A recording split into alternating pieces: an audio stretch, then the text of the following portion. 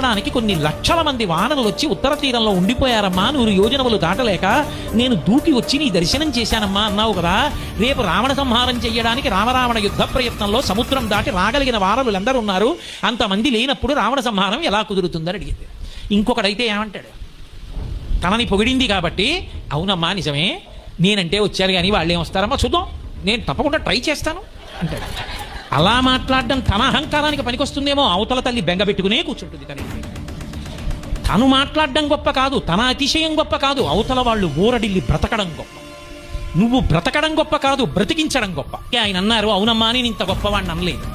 అమ్మ వంక తిరిగి అన్నారు, అమ్మా నేనొక్క మాట చెప్పనా, అసలు లోకంలో ఎప్పుడైనా సరే మహారాజులకు ఒక అలవాటు ఉంటుంది. రాణివాసంలోకి తమ అంతఃపుర స్త్రీల దగ్గరికి ఎవరినైనా పంపించాలి అంటే తన దగ్గర ఉన్న వాళ్ళందరిలోకి పనికి మాలిన వాడెవరుంటాడో, అత్యంత తక్కువ శక్తి ఉన్నవాడెవరుంటారో